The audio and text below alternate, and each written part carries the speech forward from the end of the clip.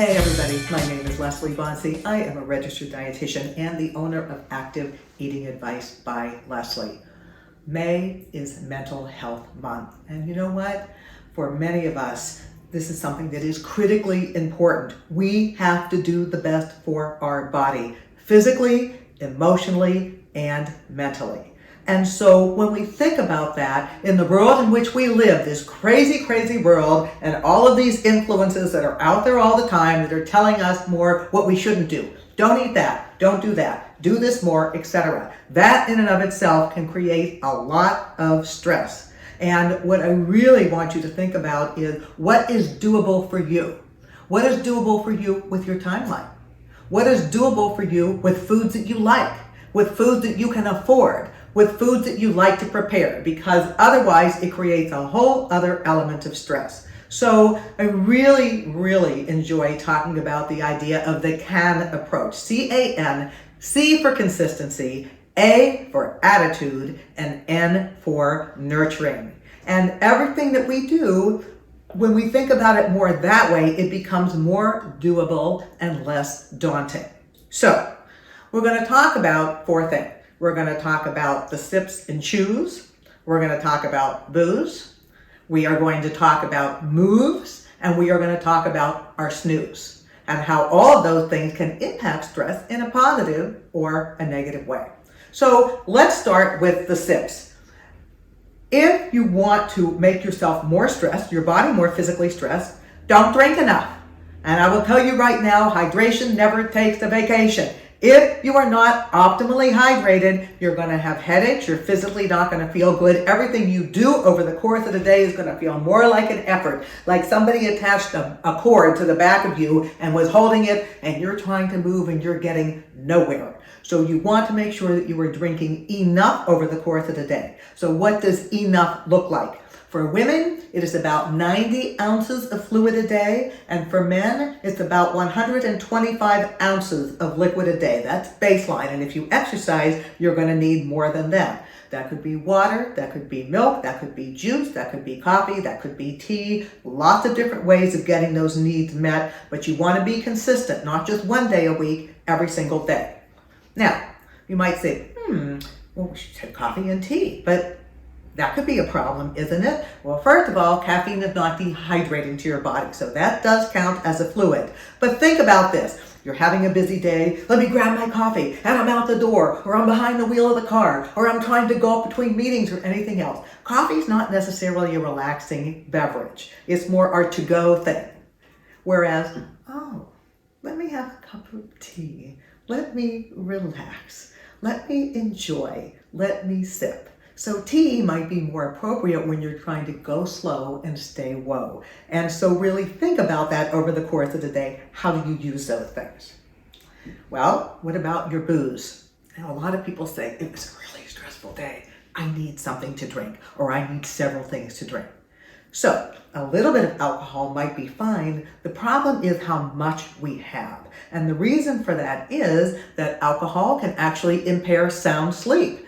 Alcohol may have adverse effects on heart health. Alcohol can increase appetite, so we might end up over-consuming, and that might not be great for our sleep. So when we talk about alcohol in safe levels, for women, it is 1 drink a day. For men, it is 2 drinks a day. That does not mean 7 to 14 on Saturday night. 1 drink or 2 drinks a day. So what's a drink? A drink is a 5-ounce pour of wine, about this much of the wine glass. A drink is a shot. A drink is not a bottle. A drink is not a stein. If you do that, you're having more than 1 drink. So think about the alcohol that you have. Well, what about our chews? Now again, with things that you choose to do, eating should not be a point of stress. Oh, I didn't buy organic. Oh, I didn't cook every night. Oh, I don't like things that are green. You know, the nice thing about that is there's always door number 2. And again, this has to be something that is doable for you, something that makes sense for you to do on a consistent basis. From the research, what has the research shown us about foods that may have a benefit for helping to optimize our mental health?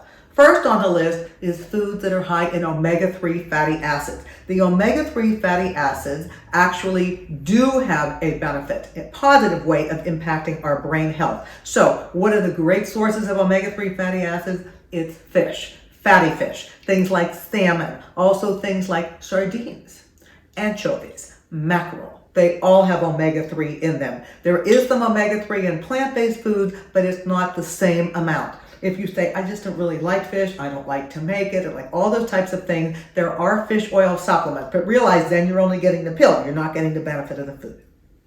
Another one would be nuts, and particularly walnuts. They do have omega-3 in them. It's a little different form than what is in the salmon, but this is another one. It's a really easy thing to do. You don't have to cook them. It's easy to grill. Whole grains, things like oats, whole wheat bread, barley, brown rice, even something like a corn tortilla can be a benefit. Beans. First of all, this is a really easy food to use, high in protein, high in fiber, and also providing some benefit for brain health. Berries. There have been a lot of studies, and I love the MIND diet, and one of the tenets of the MIND diet is eating berries. Blueberries, strawberries, raspberries, blackberries, whatever it is you have, they're great. Fresh, frozen, either way. And then leafy greens of your choice. It could be spinach, it could be kale, it could be Swiss chard. Ideally, we incorporate some of these things on a regular basis, but if there's something you really don't like, there's always an option. But this helps us to create a plate that actually is beneficial, not just to our body, but our brain. Next on the list is our moves. Why? Because when we move, it's a way of helping to dissipate stress. When we sit all day long and we don't have an outlet, then the stress starts to boil up. So when we do something physically, we actually feel better. It could be as simple as I'm taking a walk around the block. I'm going to ride my bike. I'm going to get on my rowing machine. I'm going to swim if that's something that's possible for you to do. I'm going to get out and garden. I'm going to pull weeds. I'm going to mow the lawn. I am going to rake. All those types of things work for physical activity. In addition to that, strength training. When we are doing resistance training, this is also important because it's another way of alleviating that stress and also very, very good for the supporting structure of the body. And then we have to do the flexibility side of things, the things that calm us down. It could be something like yoga. It could be Pilates. It could be bar. All of those things are important with what you like, with what you're willing to be consistent with, and a positive attitude about it. And last but not least, your snooze. Yes, sleep is critically important, and when we don't have enough, we usually feel pretty miserable. So what gets in the way of sound sleep? Waiting and eating too much at the end of the day, because then your body is having a fiesta when you're ready for a siesta. Not great. Having a lot of caffeine at the end of the day. The half-life of caffeine is 4 to 10 hours. So if you're drinking something with caffeine at 4 o'clock in the afternoon, half of that is still in your system when you're ready to sleep and you are just wide awake, not getting sound sleep. Also, thinking about not doing very strenuous exercise right before bed, because that's going to make you too stimulated and you're not going to be able to sleep well. And be mindful with what you do at night in terms of the alcohol. A nightcap may not be great for the body in terms of enhancing your sleep. And so overall, let's think about this. Nobody can eat for us. Nobody can drink for us. Nobody can move for us. Nobody can sleep for us. Those are the things that we are responsible for. And so thinking about it that way, let's be aware, let's take care, and let's do the things that optimize both our physical and mental health. Your body will thank you.